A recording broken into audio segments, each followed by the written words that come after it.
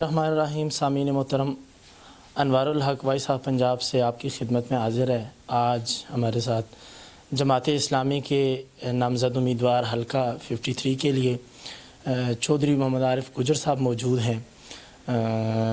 آج ہم ان کے ساتھ جو ہے وہ گپ شپ کریں گے۔ میں سب سے پہلے عارف گجر صاحب کا مشکور ہوں کہ انہوں نے اپنے قیمتی اوقات میں سے وقت نکالا اور آج ہمیں انہوں نے وقت دیا تاکہ ہم ان کی جو ہے وہ گزارشات عوام تک پہنچا سکیں۔ میں بلا کسی تاخیر اپنی گفتگو کا آغاز کرتا ہوں۔ السلام علیکم ورحمۃ اللہ۔ وعلیکم السلام جی۔ عارف صاحب کیا حال ہے؟ آپ ٹھیک ہیں؟ خیریت سے ہیں؟ آپ کی طبیعت اچھی ہے؟ جی الحمدللہ خیریت ہے، دعائیں آپ۔ اچھی، سب سے پہلے آپ کا مکمل تعارف اگر ہو جائے تو۔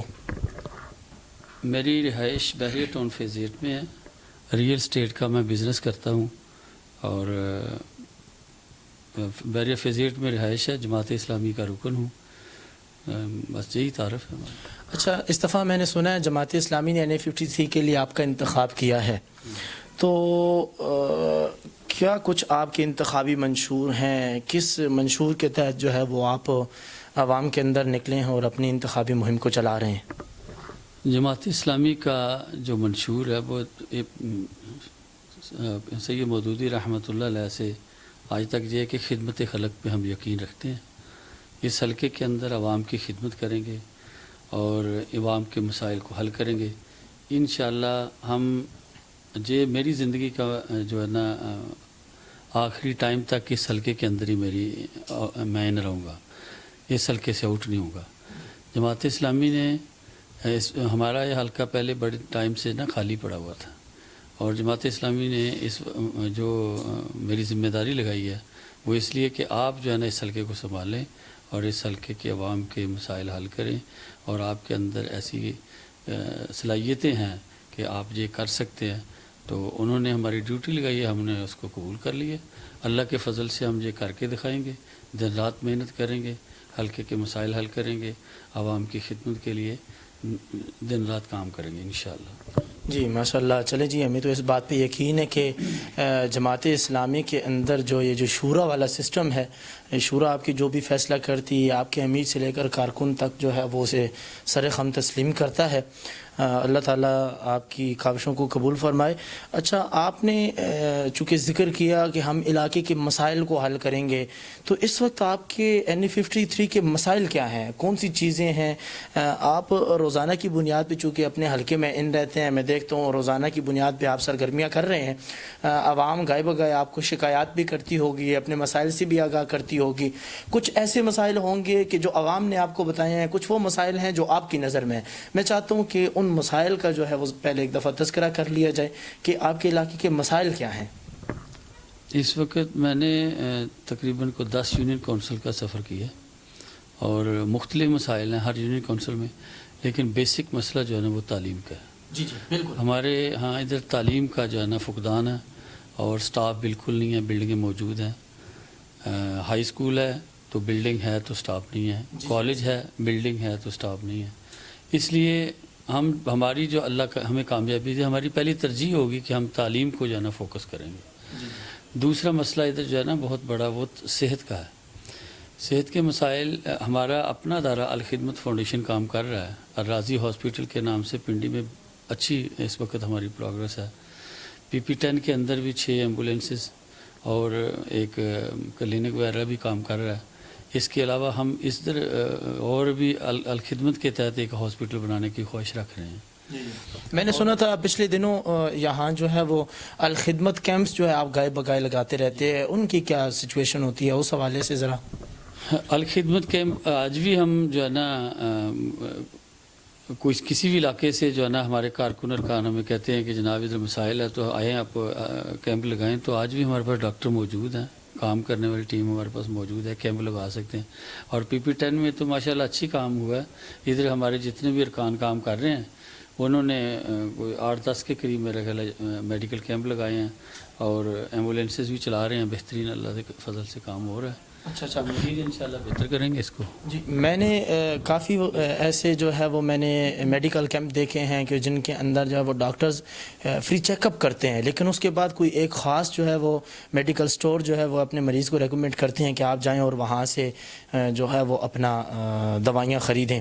تو کیا آپ کے میڈیکل کیمپ بھی دوسرے لوگوں کی طرح ہوتے ہیں؟ کیا آپ بھی چیک اپ کرنے کے بعد لوگوں کو میڈیکل سٹور ہی ریکمینڈ کرتے ہیں کہ آپ وہاں سے جو ہے وہ دوائیاں خریدیں، یا آپ کیا کرتے ہیں؟ نہیں، ہمارے جو میڈیکل کیمپ ہوتا ہے اس میں دوائیاں موجود ہوتی ہیں، اور ہمارے پاس اللہ کا فضل ہے کہ ابھی بھی ڈونر موجود ہے جو ڈونیٹ کرنے کے لیے دوائیاں دینے کے لیے ہمیں تیار ہے.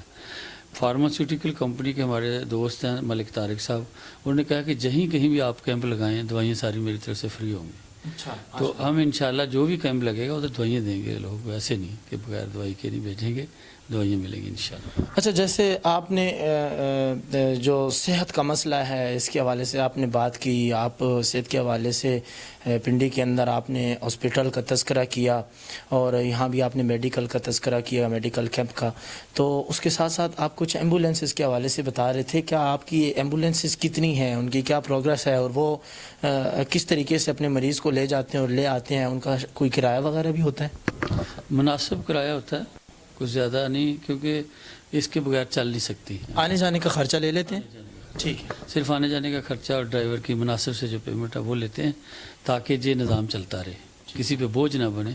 جو الخدمت فاؤنڈیشن نے جتنے بھی پروجیکٹ کیے ہیں وہ ایسے کیے ہیں کہ وہ انڈیپینڈنٹ خود مختار یونٹ ہے، وہ خود اپنے پاؤں پہ چلتے ہیں. اب ایمبولینس اتنا جو ہے نا وہ کر لیتی ہے کہ ڈرائیور کی تنخواہ اور ایمبولینس کی مینٹیننس وغیرہ پوری ہو جائے، ویسے اس سے کچھ نہیں زیادہ. ٹھیک ہے. یہ پروگریس اپنا پروفیٹیبل کام نہیں ہے، اپنا صرف اس لیے کہ عوام کی خدمت کے لیے اور عوام کی سہولت کے لیے یہ کام ہے. اچھا عارف صاحب محترم، ایک جدید ریسرچ ہوئی ہے ابھی ریسنٹلی، اس کے مطابق پتہ چلا ہے کہ پاکستان کے اندر جو آبادی کا 70% حصہ ہے وہ یوتھ پہ مشتمل ہے. تو کیا آپ کے پاس یوتھ کے لیے کوئی پراپر کوئی پروگرام ہے جس کو آپ لانچ کریں گے؟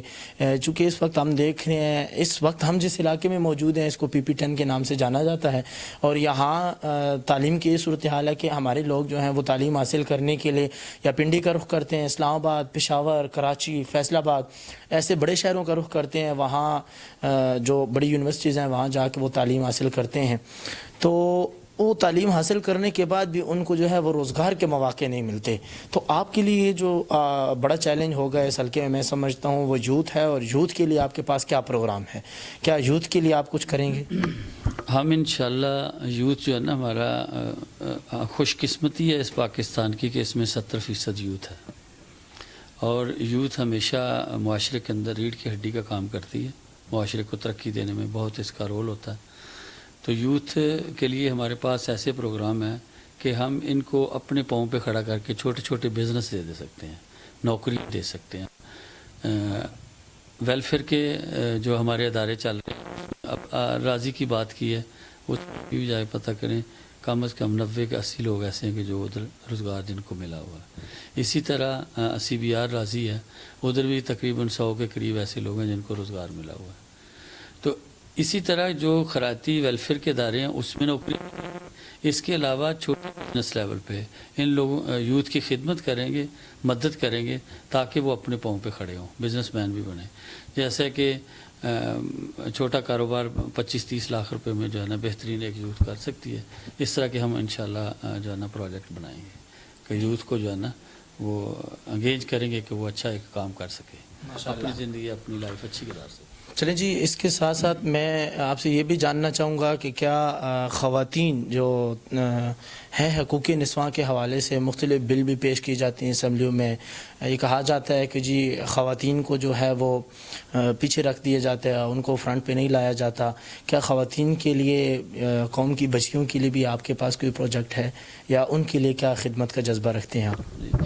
انشاءاللہ ہمیں اللہ نے کامیابی دی تو ہم قوم کی بچیوں کے لیے بہت کام کریں گے. پہلے نمبر پہ جو پڑھی لکھی بچی ہیں وہ کالج ہیں، اسکول میں ان کو نوکریاں ملیں گی. اس کے علاوہ جو چھوٹی تعلیم میٹرک ہیں یا پرائمری ہیں ان کو ٹیکنیکل ایجوکیشن جو سلائی مشین ہو گئی، کمپیوٹر کی ہو گئے، اس طرح کے چھوٹے چھوٹے پروجیکٹ جو ہے نا ہم لانچ کریں گے، تاکہ یہ جو ہماری آنے والی جو نسلوں کو سنوارنے والی مائیں بہنیں بننی ہیں، اللہ کے فضل سے ان کو ہم اتنی تعلیم کے ساتھ ساتھ دینی تعلیم، دینی ماحول کے اندر ان کو ٹیکنیکل شعبے میں بھی ہم انشاءاللہ ترقی دلائیں گے۔ جی جی انشاءاللہ۔ تو اس وقت آپ کو پتہ ہے کہ NA-50 جو ہے وہ ہمیشہ نظر انداز کیا گیا ہے، اس کی ترقی کے لیے کوئی خاص خاطر خواہ جو ہے وہ اقدام نہیں اٹھایا گیا۔ NA-53 کی ترقی کے لیے آپ کے پاس کون سی ایسی جادو کی چھڑی ہے کہ آپ یہ دعویٰ کرتے ہیں کہ ہم اس کو ترقی دلائیں گے؟ کیا ایسے پروگرام ہیں جو آپ اپنے ٹیم کے ساتھ ورک کر کے سامنے لائیں گے اور ان پہ جو ہے وہ اس کی بیس پہ آپ علاقے کو اٹھائیں گے علاقے کی ترقی کے لیے؟ ہمارا جو ہے نا کام بولتا ہے، جماعت اسلامی نے جہاں کہیں بھی ان کو ذمہ داری ملی ہے وہاں کام کر کے دکھایا۔ ہمارے کراچی میں نعمت اللہ صاحب، عبدالستار افغانی صاحب اور خود سراج الحق صاحب نے خیبر پختونخوا میں کام کیا، ان کا کام بولتا ہے اور کام کر کے دکھایا۔ ایسے نہیں ہے کہ ہم دعوے کر رہے ہیں ہمیں یہ حلقہ مل جائے NA-53، ہم اللہ کے فضل سے اسی عوام کی مدد کے ساتھ ہم اس حلقے کو کوئی مسائل نہیں رہنے دیں گے، سارے مسائل اس کے حل کریں گے۔ اس کی وجہ کہ عوام کو اویئرنیس ہونی چاہیے، شعور۔ ہم شعور پہلا نمبر ہے کہ تعلیم ایجوکیٹ کریں گے کہ یہ کام خدمت خلق جو کر رہے ہیں یہ اللہ کی رضا کے لیے اور اللہ کو راضی کرنے کے لیے کر رہے ہیں۔ اب مسئلہ صرف یہ ہے کہ ہم جتنے بھی کام کرتے ہیں اس میں سے اللہ اور اللہ کی رضا کو نکال دیا ہوا ہے۔ تو جب ذاتیات پہ بندے کام کرتے ہیں تو وہ تو پھر کہتے ہیں کہ میں تو نہیں کام کرتا۔ جب اس کے اندر ایک عام جو گاؤں کا لڑکا ہے یا کوئی گاؤں کا بزرگ ہے، اس کے ذہن میں یہ بات ڈال دی جائے گی کہ آپ نے اللہ کے لیے کرنا ہے، آپ نے اپنے اللہ کو راضی کرنا ہے، اور اس تعلیم کے ساتھ جب آپ چلیں گے نا تو اللہ کے فضل سے کوئی مسائل نہیں رہیں گے، سارے مسائل آپ کے حلقے کے حل ہوں گے، کیونکہ اس میں مشن ہو جائے گا کہ اللہ کی رضا، ہم نے اللہ کو راضی کرنا ہے۔ تو پھر یہ تحریک ایک اقامت دین کی تحریک ہے، اللہ کے دین کو نافذ کرنا، اللہ کی رضا کے لیے لوگوں کو ملنا، اللہ کی رضا کے لیے لوگوں کے مسئلے حل کرنے۔ تو اللہ کو راضی کرنے کے لیے جو لوگ کام کرتے ہیں ان کو نہ تو دن رات میں تھکاوٹ ہوتی ہے اور نہ ہی وہ اپنے کام سے اکتاتے ہیں، کیونکہ ان کا مشن یہ دنیا نہیں ہوتی، ان کا مشن اگلی دنیا ہوتی ہے۔ تو ہمارا مشن یہ نہیں ہے کہ ہم نے بس ادھر تک سوچ رہے ہیں کہ یار سال 2 سال کرنا ہے بس، اس کے بعد ان لوگوں کو چکر دینا، ایسا کچھ نہیں۔ ہم جو کام کریں گے مستقل بنیادوں پہ کریں گے۔ اللہ کے فضل سے جب تک میری جماعت نے میری جو ذمہ داری لائی ہے، میں نے تو خالد محمود مرزا صاحب سے اور جناب اپنے عارف شیرازی صاحب جو ہمارے ضلعی امیر ہیں، میں نے انہیں کہا کہ مجھے وہ حلقہ دو جو اگلی زندگی میں پوری اس حلقے میں رہوں۔ اب میں نے پیسہ جتنا کمانا تھا کما لیا، اب اس جذبے سے آ رہا ہوں کہ لوگوں کی خدمت کرنی ہے، لوگوں کے کام آنا۔ علاقے کی ترقی کے جہاں تک مسائل ہیں، ہم انشاءاللہ روڈوں کو جو ہے نا، جو سنگل روڈیں ہیں ان کو وسیع کریں گے، اور جہاں ایکسیس نہیں ہے، بالکل روڈ نہیں ہے، وہاں تک روڈ پہنچائیں گے، اور جہاں پانی کے مسئلے ہیں، جہاں سیوریج کا، وہ مسئلے حل کریں گے۔ انشاءاللہ ترقی یافتہ قوموں میں اس حلقے کو لے کے آئیں گے، تاکہ ایک یہ ترقی یافتہ جو ہے نا علاقہ ہوگا۔ پٹھوار کا علاقہ تو ویسے بھی جو ہے نا ترقی یافتہ ہی ہے۔ ٹھیک ہے جی، آپ نے عارف گجر صاحب کی گزارشات سنی کہ علاقے کے لیے کیا درد رکھتے ہیں، علاقے کی ترقی کے لیے کیا منشور ہے ان کے پاس۔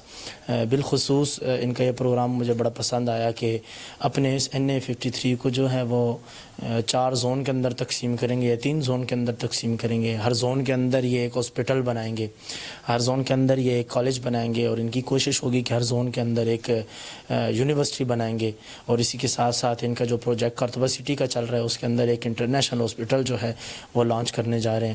یہ 3-4 چیزیں مجھے ذاتی طور پہ بہت زیادہ پسند آئی ہیں، اور علاقے کے جو بے روزگار عوام ہیں ان کے لیے ان کے پاس بڑا زبردست پروگرام ہے کہ اسی طرح ان کو باعزت روزگار فراہم کریں گے، ان کو جو ہے وہ اپنے بنائے جانے والی نئی یونیورسٹیز، کالجز، سکولز اور اسی طرح جو ہاسپٹل قائم کریں گے ان کے اندر ان کو باعزت روزگار بھی فراہم کریں گے۔